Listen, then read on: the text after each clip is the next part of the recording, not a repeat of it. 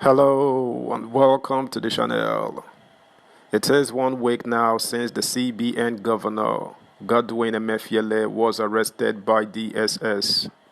And it is only a few days the EFCC chairman, Bawa, met similar fate. Indications so far paint both men as being in bed together in various illicit dealings. Find out in details. Subscribe, like, share, and comment. Thank you. Emefiele clocks 7 nights in custody. Bawa answers bribery, asset sale questions. The suspended governor of the Central Bank of Nigeria, Godwin Emefiele, has commenced moves to regain his freedom from the custody of the Department of State Services, pending when a final decision will be made about him.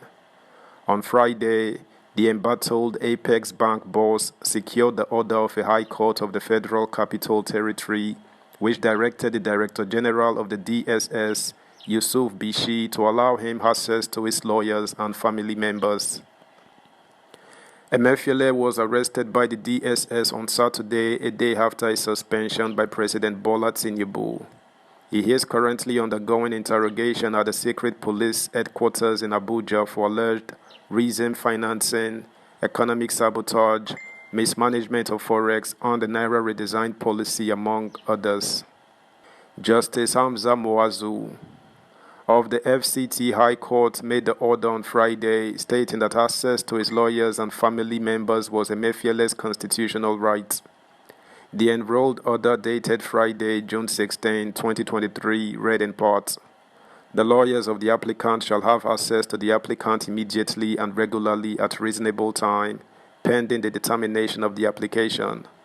The order followed an application filed by Emefiele's counsel, J.B. Daudu, son, who told the court that the DSS had failed to respond to letters requesting access to the suspended Apex Bank boss.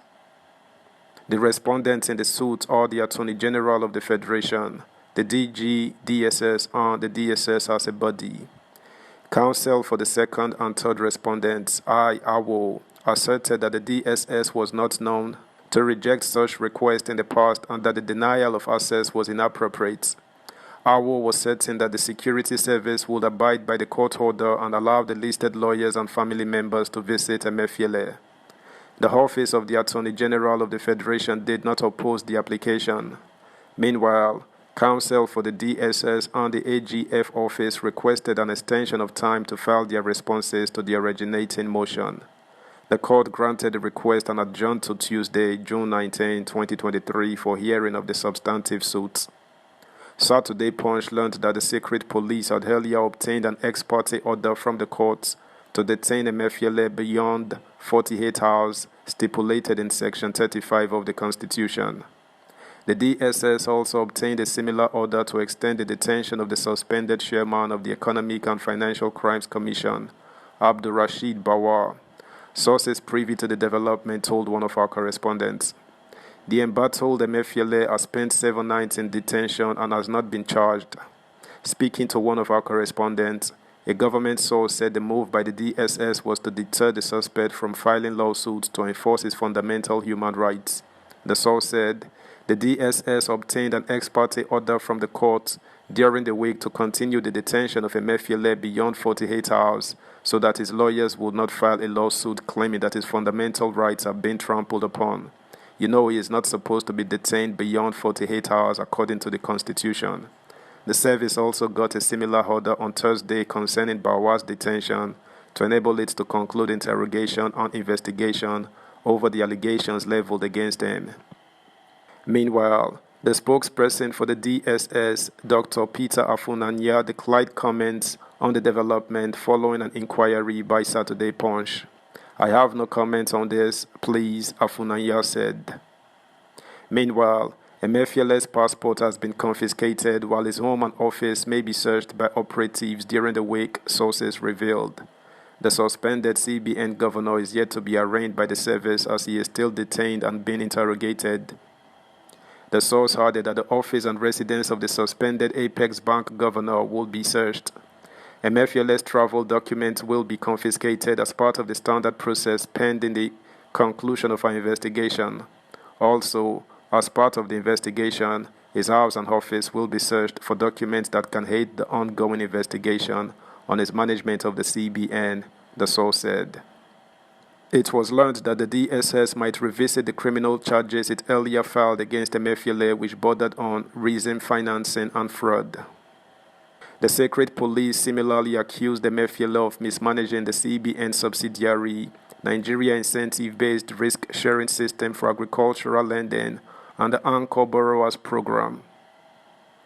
Subscribe, like, share, comment, and please turn the notification bell on. Thank you. Meanwhile, indications have emerged that the suspended chairman of the EFCC, Bawa, is being investigated by the DSS for alleged misappropriation of proceeds of assets seized by the anti-graft agency from suspects, among other issues.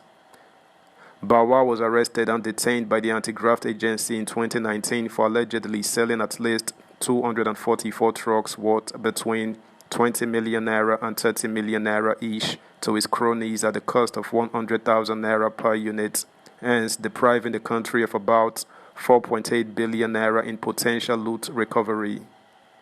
Sources who spoke on condition of anonymity disclosed that the forfeiture proceedings of most of the trucks were yet to be concluded when Bawa allegedly disposed of them.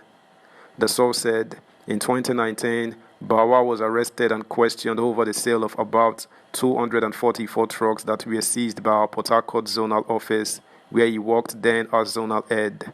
That case is one of the major reasons why he was suspended and is being investigated. He sold the trucks worth between 20 million naira and 30 million naira each to his proxies at 100,000 naira per unit, depriving the country of about 4.8 billion naira in potential loot recovery. This prompted the former EFCC Secretary, Ola Olukayode, to confront the EFCC boss in 2019, as he was said to have received complaints that Bawa was tampering with assets undergoing forfeiture proceedings. But when Bawa was queried about what happened to the trucks, he claimed that he was acting on the instructions of the former chairman, Magu, but he never wrote that in a statement. Another source privy to the matter revealed that the allegation by former governor of Zamfara State, Bello Matawale, of a demand for $2 million bribe by Bawa was one of the reasons for the ongoing investigation against him. The source also noted that the suspended EFCC chairman allegedly collaborated with the suspended CBN governor, Emefiele, to carry out fraudulent deals with Bureau de Change operators. Last month, Matawale accused Bawa of demanding a $2 million bribe from him. Matawale made the allegation during an interview with BBC Hausa amid ongoing rift between the governor and the anti-graft agency. The source said, "You are very much aware that Matawale also accused the chairman of demanding a $2 million bribe from him. That's also part of the allegations leveled against him that led to his suspension. Also, there is an allegation that Bawa collaborated with the suspended CBN governor Emefiele in some fraudulent dealings with Bureau de Change operators." That's the news, guys. Thanks for listening. Until next time, bye.